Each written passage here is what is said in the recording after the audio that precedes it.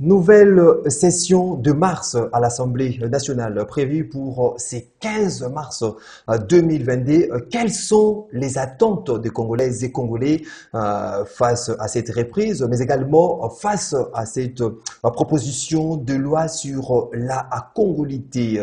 Ça suscite un débat. La question sur l'éventuelle révision constitutionnelle en République démocratique du Congo en faveur d'un septennat du mandat présidentiel. Est-ce un état de droit? Est-il une nécessité pour revoir la constitution RD congolaise? Mesdames et messieurs, fidèles téléspectateurs et internautes, on en parle à travers cette émission que nous avons les réels plaisirs de recevoir pour vous Monsieur Noël Tchani Mwandiavita. Noël Tchani Mwandiavita est président national du parti politique La Force du Changement, mais également, comme vous les connaissez pertinemment bien, il était candidat à l'élection présidentielle de 2018. Monsieur Noël Tchani, bonsoir. Bonsoir, merci de me recevoir sur CCTV. C'est votre première participation dans le cadre de cette émission. Effectivement, mais j'ai été à CCTV dans plusieurs émissions avant, Synopsis et beaucoup d'autres émissions. Et c'est une chaîne que j'admire beaucoup. Au-delà de CCTV, vous passez encore sur Congo Live. Vous êtes suivi donc à travers le monde. Mais très bien. Bonjour tous les téléspectateurs. Avant d'entrer dans les vifs de ces sujets, Monsieur Noël Tchani, l'actualité au pays reste dominée par cette polémique, cette prétendue intervention chirurgicale du chef de l'État au niveau du cœur. Comment avez-vous appréhendé cela? Parce que ça a fait du bruit, la peur même dans le chef de la population congolaise. D'abord, je voudrais souhaiter bonne santé au président de la République. Donc, le président de la République est un citoyen comme tous les autres. C'est un humain qui peut tomber malade. Et quand il tombe malade, il faut se faire prendre en charge. Donc, il ne faut pas que les gens puissent spéculer au-delà de ce qui est tout à fait normal quand on est un être humain. Donc, tout ce que moi je peux dire, c'est que je ne suis pas médecin, je n'ai pas accès aux informations sur la santé exacte du président de la République. Et j'ai juste lu, comme tout le monde, ces informations donc sur les réseaux sociaux, certaines informations exagérées allant jusqu'à dire des choses qui ne pouvaient pas être réelles, rien qu'à lire. Donc à première vue, on voyait bien qu'il y avait de la manipulation. Donc tout ce que je veux dire, c'est que je souhaite bonne santé au président de la République pour qu'il revienne au pays le plus rapidement possible, car le pays a besoin de lui. C'était par rapport à quelle finalité de faire des spéculations par rapport à la santé du chef de l'État? Pour de quelle fin? Et je ne connais pas. Donc les esprits malveillants ont toujours inventé des choses. Et nous n'avons pas beaucoup de temps à passer sur les intentions de ces esprits malveillants. Tout ce que nous disons, c'est que le chef de l'État devrait retrouver donc sa santé, recouvrer sa santé pour qu'il puisse se vouer aux efforts de développement du pays et surtout aux tâches importantes que le peuple congolais lui a confiées. Monsieur Noël Tchani, entrons directement dans le vif de cet entretien avec vous. Les députés nationaux seront de retour à une nouvelle session de mars à l'Assemblée nationale. Quelles sont, premièrement, vos attentes personnelles par rapport à cette rentrée parlementaire qui va s'effectuer le 15 mars?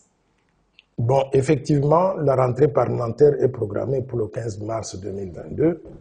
C'est une rentrée parlementaire de tous les enjeux, étant donné que, personnellement, j'avais mis sur la table une proposition de loi qui est dénommée ou surnommée la loi Tchani, déverrouillage de l'accès aux fonctions de souveraineté nationale, mais aussi d'irrévocabilité de la nationalité congolaise d'origine.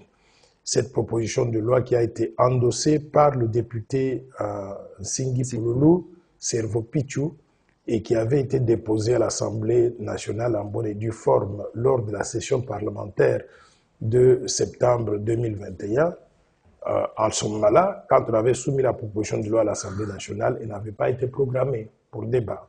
Il y avait des raisons qui avaient été avancées à l'époque, c'est qu'il y avait d'autres priorités nationales, telles que la mise en place du bureau de la CENI, telles que l'approbation du rapport sur la reddition de comptes du budget 2020 tels que l'adoption du budget rectificatif de l'année 2021 et aussi l'adoption du budget de l'année 2022 ou de la loi des finances 2022.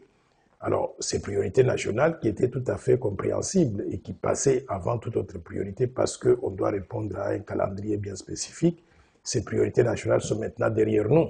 Donc, la proposition de loi qui avait été soumise à cette session de septembre 2021 et qui n'avait pas trouvé de place dans l'agenda de l'Assemblée nationale, nous espérons cette fois-ci qu'elle va être programmée au courant de la session de mars 2022. Donc vous avez espoir, vous avez foi que finalement ça sera programmé.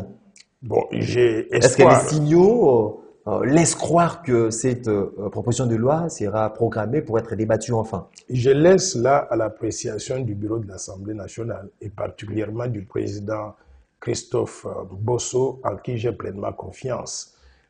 Car quand il s'agit de questions d'intérêt national, il a toujours montré qu'il est un grand militant pour ça. Donc, je laisse là l'appréciation du bureau de l'Assemblée nationale, mais également de tous les députés nationaux. Mais moi, ce que je peux faire en tant qu'initiateur de la proposition de loi, c'est attirer l'attention de toutes ces autorités sur la nécessité, l'importance et l'urgence de mettre cette proposition de loi sur l'agenda de débat au courant de la session de mars 2022, étant donné que les questions de souveraineté nationale, d'intégrité territoriale constituent la priorité des priorités. Je peux même dire que ces questions-là passent avant des questions de développement du pays. Pourquoi? Parce qu'on ne peut pas développer un pays si ce pays arrive à perdre sa souveraineté nationale. Donc, la souveraineté est un bien précieux que tous les Congolais doivent défendre. Et par conséquent, les représentants du peuple, les députés nationaux, je voudrais qu'ils prennent cette question donc au sérieux. Et mon espoir et ma prière et ma demande, c'est que la proposition de loi soit programmée pour que les débats sur cette question-là s'effacent entre députés nationaux de façon civilisée.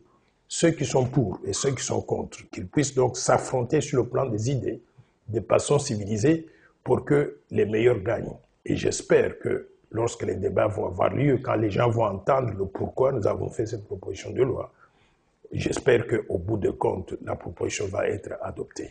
Vous venez de le dire que vos prières vont dans le sens que cette proposition de loi soit programmée afin que ça soit débattu. Si tel n'est pas le cas, Noël Tiani, que préconisez-vous dans votre lutte justement pour la sauvegarde du poste régalien, de la souveraineté de notre pays? Vous savez, moi je suis un démocrate, un républicain, et je suis quelqu'un qui respecte les textes. Quand nous avons la Constitution qui dit que quand on a une idée, il faut la mettre sur la table et que les débats puissent avoir lieu de façon civilisée, de façon transparente et qu'au bout de compte, les députés nationaux puissent voter. Quand on va dans un vote, il faut s'attendre à tout. Il faut s'attendre à vote contre. Mais si par malheur, il arrivait que ceux qui sont contre l'emportent sur ceux qui sont pour, il faut s'incliner devant le choix populaire. Mais d'après les sondages que j'ai, d'après les informations que j'ai, non seulement au niveau de la population, mais également au niveau de l'Assemblée nationale, quand il y aura débat, il y aura vote sur cette proposition, la proposition va être votée à plus de 80%. À plus de 80%, vous l'avez même épinglé. On se demande, est-ce dans cette proposition de loi, y a-t-il une adhésion populaire à ce projet pour savoir le bien fondé de cette proposition de loi? Parce que il y a certaines opinions ou d'autres personnes qui ignorent, qui pensent même que c'est une proposition de loi qui est discriminatoire, tout consort. Le bien fondé de la proposition de loi que nous avons faite est que, un, il faut protéger la souveraineté nationale contre les infiltrations au sommet de l'État qui pourraient même aboutir à la balkanisation de la RDC et à la compromission de l'intégrité territoriale de notre pays. Pourquoi cela?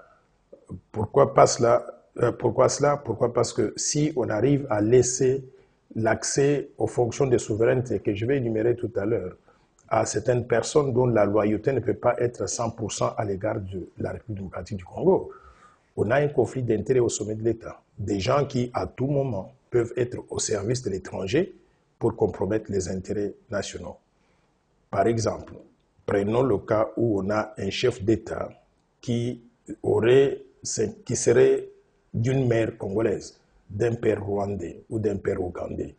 En cas de conflit entre la RDC et ce pays-là, le Rwanda ou l'Ouganda, ce chef de l'État serait contrarié de prendre des mesures qui soient totalement en faveur de la RDC.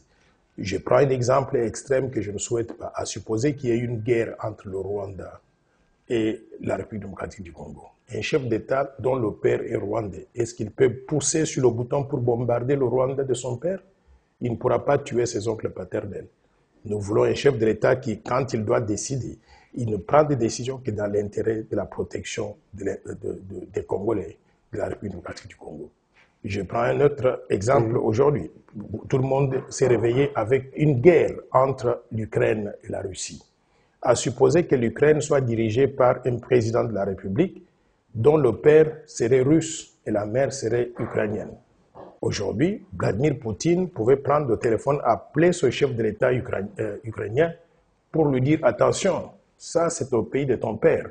Nous voulons envahir l'Ukraine, facilite-nous donc la tâche pour que la Russie prenne le contrôle donc de ce pays-là. » Ce chef de l'État serait dans une situation de conflit d'intérêts. Nous voulons éviter cela dans notre pays. Ça, c'est la première partie. Le premier aspect de l'argumentaire pour cette loi. Deuxième aspect, c'est le principe de l'irrévocabilité de la nationalité congolaise. Nous avons aujourd'hui plus de 10 millions de Congolais sur les 100 millions que nous sommes, qui ont perdu la nationalité congolaise. Pas parce qu'ils ne voulaient plus être Congolais, mais parce que nous avons une constitution qui est dépassée. Une constitution qui dit que quand tu vas dans un pays étranger et que tu veux te mettre en règle pour être en mesure de travailler dans ce pays-là et qu'on t'exige d'avoir la nationalité du pays pour trouver du travail et que tu trouves cette nationalité-là, tu as renoncé à la nationalité congolaise. Alors que tu n'en avais pas envie de renoncer à la nationalité congolaise, tu as simplement essayé de te mettre en règle dans le pays d'accueil pour trouver du travail, gagner de l'argent, nourrir ta famille et envoyer même de l'argent en République démocratique du Congo pour soutenir les nombreux membres de la famille qui sont ici. Nous voulons régulariser cette situation-là en disant nous allons modifier la Constitution. Exactement l'article 10 de la Constitution qui dit que la nationalité congolaise est une et exclusive. Nous allons supprimer une exclusive pour dire que la nationalité congolaise est irrévocable. Irrévocable, ça veut dire on est né congolais, on vit congolais, on va mourir congolais et on sera enterré congolais. Si vous allez à l'étranger, vous trouvez une nationalité étrangère ou des papiers étrangers comme moi, comme les autres ont des doubles nationalités, tout comme ça. Voilà, nationalité française, française, belge. C'est votre problème. Mais le jour que vous revenez en RDC, à l'aéroport international d'Indili, vous brandissez votre passeport congolais. On ne vous pose aucune question. On ne veut même pas savoir si vous avez d'autres nationalités ou pas. Vous êtes congolais à part entière. D'autres pays du monde ont déjà adopté cette modernisation de leur constitution. C'est nous qui sommes en retard. Nous devons moderniser cela. En le faisant... Là, ça ne va pas favoriser l'infiltration, par exemple? Non, pas du tout. En le faisant, nous allons redonner la nationalité à 10 millions de Congolais. 10 millions, c'est comme la population du Congo-Brazzaville, du Gabon, de la République centrafricaine, du Burundi, combinés. Et vous vous rendez compte que nous, en tant que pays, un grand pays comme ça, nous rejetons 10 millions de nos concitoyens parce qu'ils ont pris des papiers étrangers. Nous devons récupérer donc ces 10 millions de Congolais parce que, d'une part, c'est de la main-d'œuvre qualifiée. Ils sont allés à l'étranger, ils ont étudié, ils ont travaillé, ils ont acquis de l'expérience professionnelle que nous pouvons utiliser pour le développement de la RDC. Lorsque vous acquérez une nationalité étrangère, il s'est fait que le pays là a une même mise sur vous. Vous pouvez être rappelé à tout moment, même fuir votre justice de votre pays natal. Je vais vous dire ceci. Vous avez vécu dans un pays étranger. Moi, je vais vous dire, quand vous vivez dans ce pays-là, vous n'êtes jamais intégré à ce pays-là. Vous êtes toujours Congolais. On vous traite toujours comme un Congolais. J'ai vécu en Belgique, en France, en Grèce, aux États-Unis, en Suisse, partout. Et partout où je suis, les gens me disaient toujours, mais tiens, vous parlez français très bien. Je dis, mais merci. Mais quand est-ce que vous allez rentrer chez vous? Ils savent que vous avez un chez vous quelque part. Vous êtes là-bas simplement pour des raisons professionnelles ou des raisons d'études. Donc, à moins que vous soyez naïf, ces pays-là ne peuvent pas vous utiliser contre votre propre pays pour leurs intérêts. À moins que vous soyez naïf, vous devez toujours là où vous êtes, être au service de votre pays, de votre terre natale. Et les Congolais sont très attachés à la République démocratique du Congo. Alors, que diriez-vous de tous ces mondes qui pensent à ces jours que cette proposition par vous faite est une proposition discriminatoire où les gens sont visés? Je dirais à ces compatriotes-là qui réfléchissent comme ça, c'est qu'ils n'ont pas compris les arguments que j'avance ici, pourquoi nous mettons cette proposition sur la table. Cette proposition, elle est bénéfique pour tout le monde. Les Congolais 100%, donc des pères et des mères, les Congolais des pères ou des mères, les Congolais naturalisés ou les Congolais qu'on a trouvés dans la rue, tout le monde a intérêt à gagner de cette proposition parce qu'on aura des règles claires d'accession aux fonctions de souveraineté. Quelles sont ces fonctions de souveraineté? Président de la République, président du Sénat, président de l'Assemblée nationale, le Premier ministre et les ministres régaliens, c'est-à-dire finances, justice, défense, affaires intérieures, affaires étrangères. Le président de la Commission électorale nationale indépendante, le gouverneur de la Banque centrale du Congo, le haut commandement militaire, le haut commandement du commissariat général de la police, le directeur de l'agence d'immigration, l'administrateur général de l'ANER, de l'Agence nationale des renseignements, et tous les hauts magistrats de la République. Maintenant, au-delà de cela, les gouverneurs des provinces. Et en plus de cela, nous allons aussi verrouiller les épouses de tous ces gens-là, les épouses ou les époux, parce qu'on ne peut pas avoir un chef d'État avec donc verrouiller même les époux et les épouses. Mais bien sûr, parce que nous ne pouvons pas avoir... Vous vous rendez compte? Je vous donne toujours un exemple. À supposer aujourd'hui, il y a la guerre entre la Russie et l'Ukraine. Si le président de l'Ukraine avait une femme russe, vous croyez que le président la prendrait des décisions pour aller aussi bombarder donc la Russie? Par compassion à sa femme Par compassion à sa femme, il est limité. Et d'ailleurs, la femme va lui soutirer des informations qu'elle va donner à son pays, qu'on va utiliser contre le pays-là. Donc, il faut verrouiller aussi les épouses de tous ces gens-là. Alors, quand vous faites le total, on a à peine une cinquantaine de postes. Cinquantaine de postes dans un pays de 105 millions d'habitants. Ce n'est pas ça la discrimination. Et je voudrais vous dire que les pays qui nous donnent des leçons dans le domaine de la démocratie ont adopté des lois similaires à ce que je dis. Je donne l'exemple. Les États-Unis d'Amérique.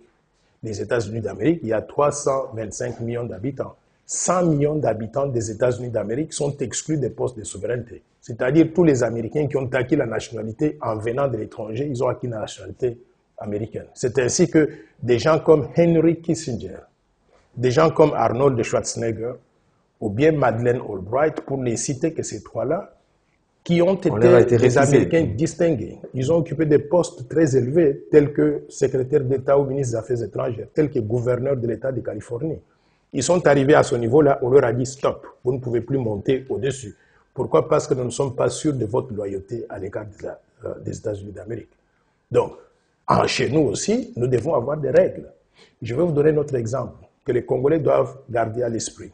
La Zambie, à côté, avait une constitution similaire à la nôtre aujourd'hui, où il y avait un président de la République et un vice-président de la République. Et la constitution disait, en cas de vacance de pouvoir du décès du président de la République, c'est le vice-président qui devient président. Ils se sont réveillés un matin où le président en poste, je crois, Mwanalesa, il est décédé. Et quand il est décédé, le vice-président était un Zambien blanc, d'origine écossaise, mais Zambien de nationalité. Les gens ne s'attendaient jamais à ce que lui devienne président de la République. Parce que le président est décédé, le monsieur est devenu président de la République et il a voulu organiser des élections où il voulait présenter sa candidature lui-même pour devenir président de la République, pas intérimaire mais définitif. Les Zambiens ont dit non. Ils ont modifié la constitution. Ils ont dit que pour être président de la République ou candidat à la présidence de la République en Zambie, il faut être Zambien de père et de mère. De père et de mère, avec toute la lignée là du côté du père, du côté de la mère, vérifiable que vous êtes donc des souches zambiennes. Le monsieur a été écarté. Nous ne voulons pas attendre que cela nous arrive dans notre pays. Nous devons prévenir au lieu donc de guérir en retard. Une proposition qu'on en parle hein, dans tous les salons congolais de père et de mère. Noé-Tchani, au regard de différentes réalités dans notre pays, la République démocratique du Congo, sentez-vous fier de défendre les couleurs de la République démocratique du Congo, défendre la République démocratique du Congo, l'idée en faveur du bien-être social des Congolais, ou bien vous émettez un petit bémol, par exemple? Je vais vous dire une chose, je suis très attaché à ce pays. J'étais né en Ngandajik, au centre de la République. Ngandajik n'a pas de frontières avec un pays extérieur. Et quand vous allez là-bas, vous allez trouver que mon père, il est originaire du village de Benampiana. Et vous allez voir la tombe de mon père, la tombe de mon grand-père, la tombe de mon arrière-grand-père, arrière-arrière-grand-père jusqu'à 10 générations à Benampiana. Vous pouvez voir tout le temple là. Voilà. Maintenant, juste le village voisin, c'est Benakaseki, le village de ma mère. Vous arrivez là-bas, vous allez voir la tombe de mon grand-père, de mon arrière-grand-père, de mon arrière-arrière-grand-père, arrière-arrière-grand-père jusqu'à 10 générations. Je suis congolais de souche. C'est-à-dire attaché à ce sol-là, personne ne peut me déterrer d'ici. En plus de cela, quand j'étudie à l'école primaire, j'étudie dans les écoles publiques. À l'école secondaire, je suis à l'école catholique, conventionnée catholique. Je m'en vais à l'université, j'étudie avec la bourse du gouvernement zaïrois, du gouvernement congolais qui m'envoie à l'étranger pour aller apprendre. Je suis un produit 100% congolais et loyal à la RDC. Par conséquent, vous vous sentez fier. Ce que je fais là, je sens que c'est une opportunité de retourner à la mère patrie, ce que la mère patrie a fait pour moi. Je suis le produit congolais, formé pour défendre les intérêts congolais, et je suis content aujourd'hui que je sois en position aujourd'hui de m'exprimer, de défendre les intérêts congolais, et je défendrai le peuple congolais et la RDC jusqu'au bout.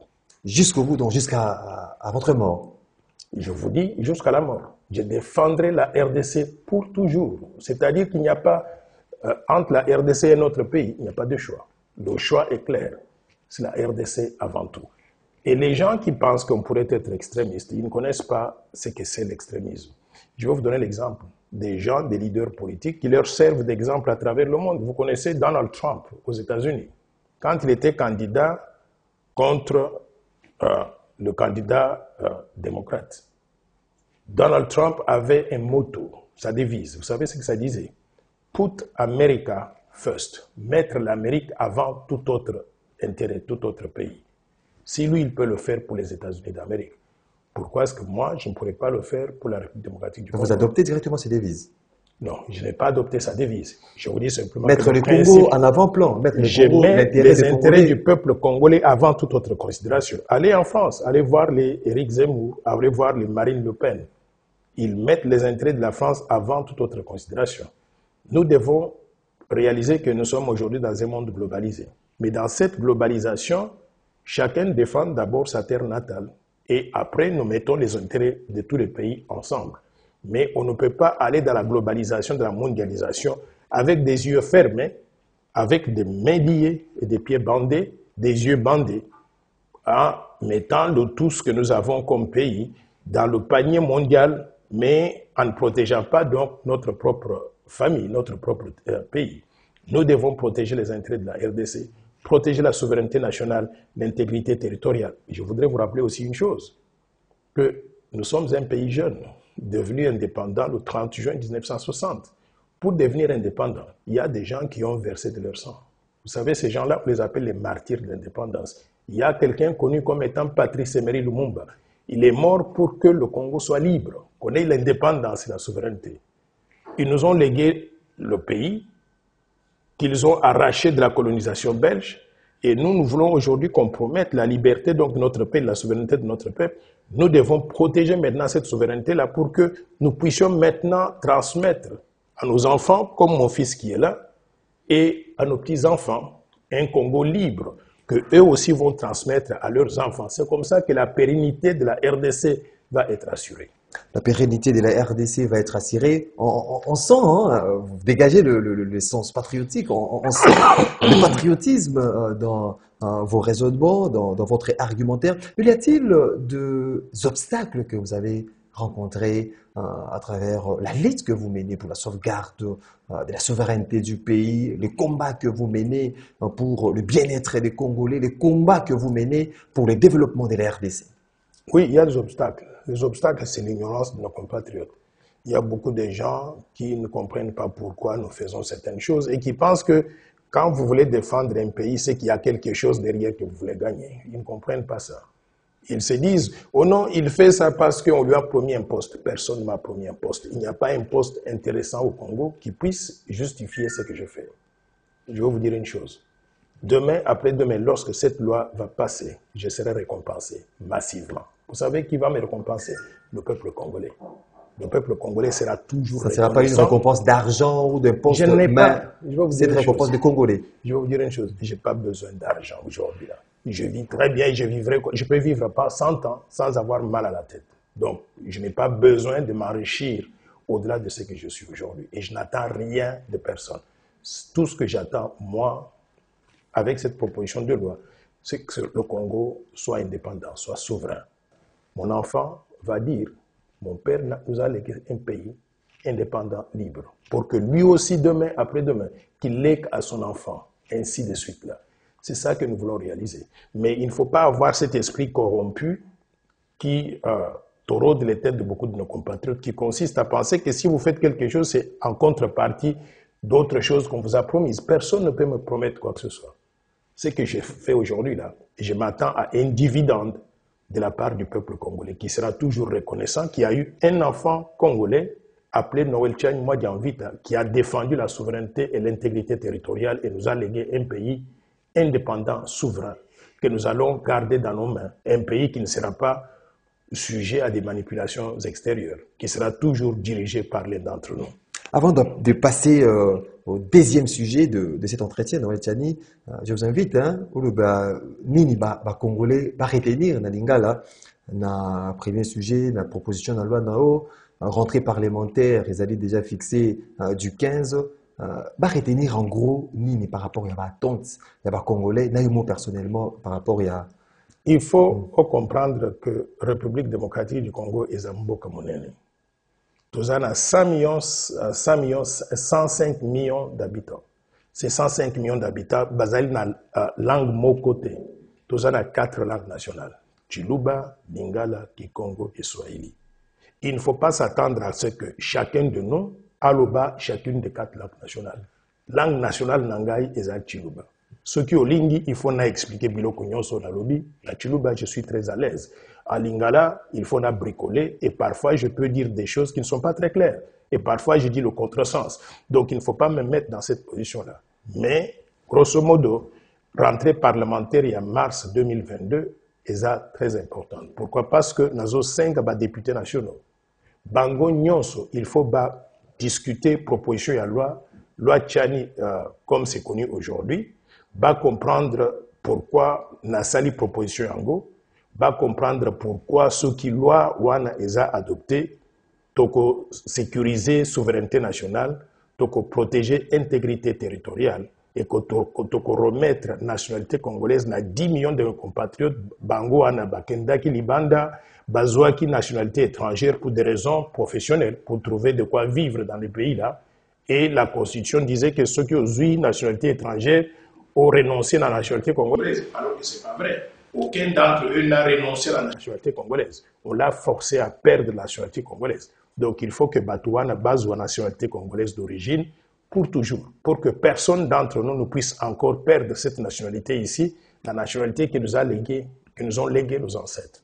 Donc voilà proposition de loi Oina Sali. Dans le cadre de la loi Tchani, nous avons 5 députés nationaux, va discuter en gros, va adopter proposition et comme loi. De cette façon-là, pour toujours, notre pays sera beaucoup plus protégé et notre souveraineté sera beaucoup plus garantie. Mesdames et messieurs, on s'achemine lentement, mais sûrement vers la fin de cette émission. Parlons-nous à M. Noël Tchani, cette question qui suscite le débat dans différents milieux politiques et sociaux, cette question de la révision constitutionnelle en faveur d'un septennat pour la présidentielle. La force du changement dont vous êtes président national, êtes-vous favorable à cette idée de réviser la Constitution en faveur d'un septennat du mandat présidentiel? Il y a 2 choses qu'il ne faut pas confondre. La révision constitutionnelle et la révision du mandat du président de la République de 5 ans, 7 ans. C'est 2 choses différentes. Je suis pour la révision constitutionnelle pour améliorer le fonctionnement de notre Constitution parce que la Constitution a été adoptée le 18 février 2006 et depuis ce temps, pendant 16 ans, nous avons constaté qu'il y a des faiblesses. des choses qu'il faut modifier pour que le pays tourne mieux. Par exemple, il y a beaucoup de structures étatiques qui ont été créées que je trouve, moi, budgétivores, qui ne servent à rien et qu'il faut peut-être élaguer. Par exemple, est-ce que nous avons besoin d'un Parlement à 2 chambres, Assemblée nationale et Sénat? Budgétivore, on a 500 personnes dans l'Assemblée nationale quand ils ont adopté une loi. Est-ce qu'on a besoin de 100 personnes pour donner un deuxième avis? Moi, personnellement, je pense qu'il faut supprimer le Sénat. Nous avons les assemblées provinciales, 26 provinces, chacune avec des assemblées provinciales. Je ne connais pas une seule loi qui a été adoptée par une assemblée provinciale. Je pense que nous pouvons supprimer les assemblées provinciales, épargner cet argent-là, l'investir ailleurs. Nous avons un gouvernement de 45-46 ministres. Est-ce qu'on a besoin donc d'une taille comme ça du gouvernement? On a eu de gouvernement à 67 ministres, 65. Est-ce que nous n'avons pas besoin de réduire la taille du gouvernement? Les États-Unis d'Amérique fonctionnent avec 17 ministres. L'Allemagne, la France avec environ 19 ministres. Nous, la République démocratique du Congo, nous pouvons faire fonctionner ce pays avec 20 ministres. Avec 20 ministres? Avec 20 ministres. Avec oui, tous ces partis politiques? Non. Moi, je ne vois pas la structure du gouvernement en termes de répartition des postes aux partis politiques. Et d'ailleurs, parce qu'aujourd'hui, c'est les cas en République démocratique du Congo avec les partis politiques qui sont au pouvoir, qui réclament le poste ministériel. Aujourd'hui, je voudrais proposer que nous puissions simplifier même les partis politiques, réduire le nombre de partis politiques. De 800 aujourd'hui à 2 ou 3 maximum pour que la démocratie puisse bien fonctionner. On ne va pas parler de la dictature à ces moments-là. Bon, peut-être qu'on a besoin d'un peu de démocratie, d'un peu de dictature, mettre les deux ensemble pour que le pays puisse avoir un sens clair de là où nous allons. S'il faut le faire, moi je suis prêt à le faire.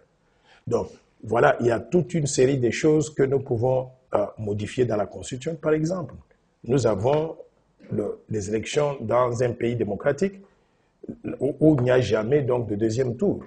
On a 800 partis politiques et on n'a pas de deuxième tour à l'élection présidentielle. Moi, je pense que c'est une anomalie énorme qu'il faut corriger. Nous avons le système des seuils. Les seuils, je ne comprends pas ce système-là. Ça a été inventé savamment par les kabylistes. L'essai ça vous dérange, l'essai? Ça me dérange. Je veux que la démocratie soit simple à comprendre. Ils ont pensé résoudre le problème de partis politiques mallettes, comme ils ont pensé. Nous devons avoir une représentation directe, c'est-à-dire on a une population de 1 million, on a 10 candidats, on a fait l'élection, le candidat qui obtient le plus de votes gagne. Un point, un trait. Pas nous donner des formules compliquées qui font que celui qui est premier n'arrive pas à gagner, mais celui qui est dernier à cause du système d'essai donc est celui qui a gagné. Je ne veux pas qu'on ait ce système-là. On peut réduire l'essai. Je veux qu'on exige un certain niveau d'études pour tous ceux qui veulent aspirer à des fonctions politiques. Vous voulez être président de la République, député national, sénateur, quel est le niveau d'études minimum que vous devez accepter? Moi, je propose au moins un niveau de maîtrise dans un domaine bien précis, dans un domaine bien précis. Et nous voulons avoir, par exemple... Pas des diplômés, pas des gradués.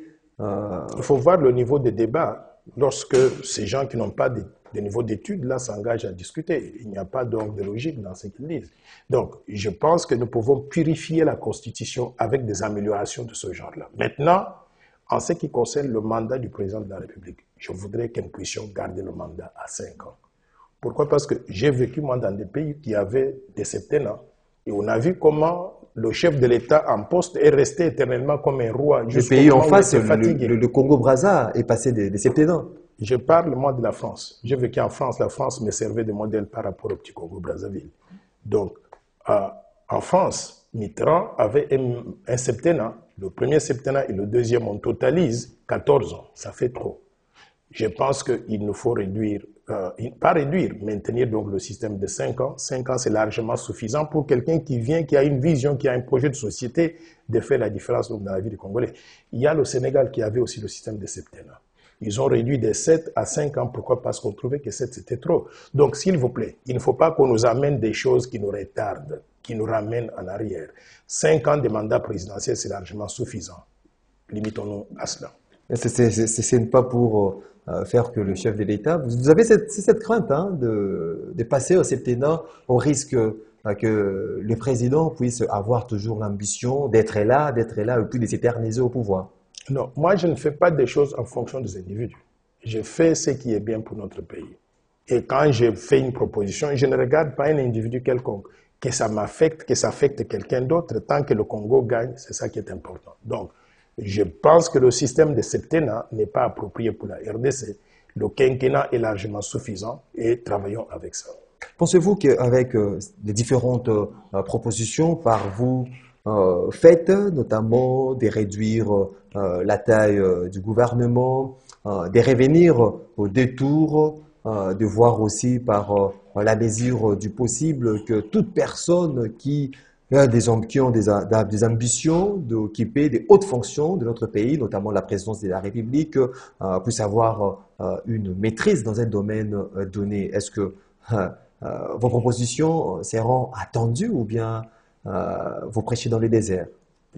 Pour l'instant, je me concentre sur la proposition de loi Tchiani.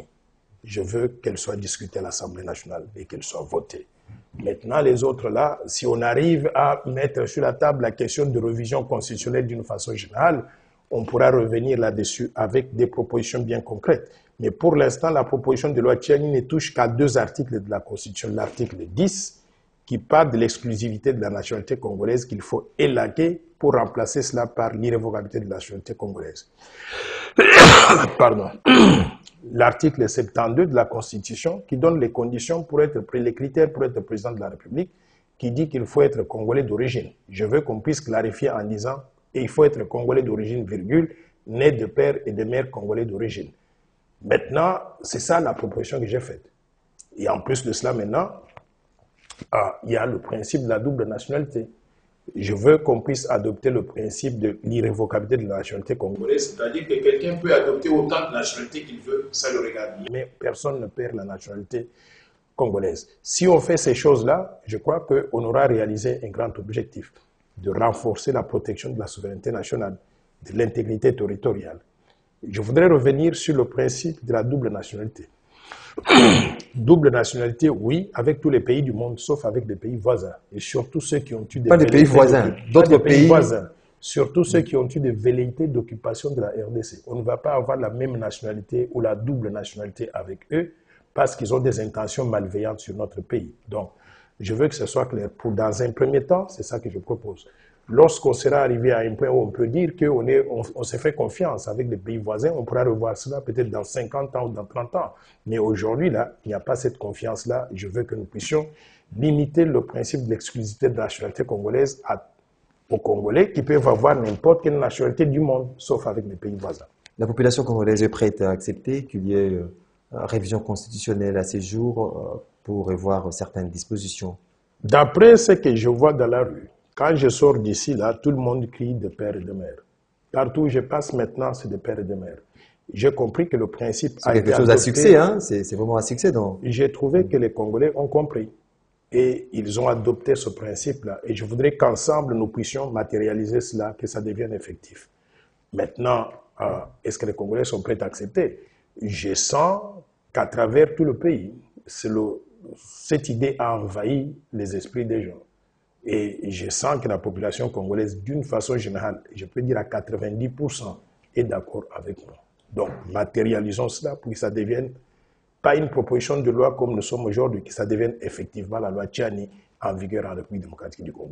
On est arrivé à la fin de cet entretien, M. Noël Tchiani. Peut-être vous pouvez compléter une chose qui n'a pas été dite, par exemple, au cours de cette émission.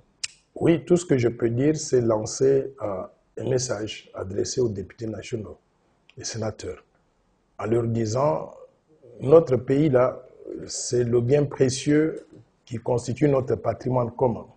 Nous n'avons pas de pays. Même ceux qui sont allés, qui ont acquis de nationalités étrangères, n'ont pas de pays. Ils ont la République démocratique du Congo comme seul pays, dans leur cœur, le pays de leurs ancêtres.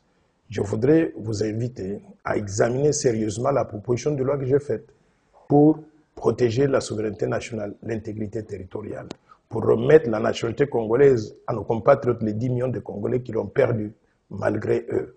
Si nous faisons ces choses-là, je pense que nous serons un meilleur pays que ce que nous avons aujourd'hui. Encore une fois, je vous invite à avoir un débat civilisé, au sein de l'Assemblée nationale sur cette proposition dans le respect de la dignité de chacun pour que on puisse procéder au vote. Si la majorité se dégage en faveur de la loi, qu'elle devienne une loi effective. Mais cela doit se faire dans le respect de la dignité de chacun, où personne ne menace qui que ce soit.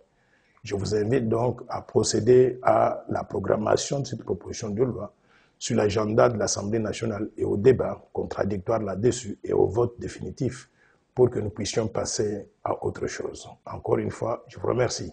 Et d'ailleurs, à partir de ce lundi, vous allez voir, j'adresse une lettre aux députés nationaux, à tous les députés nationaux, aux présidents de 2 chambres, pour leur dire l'importance que j'attache à cette proposition de loi.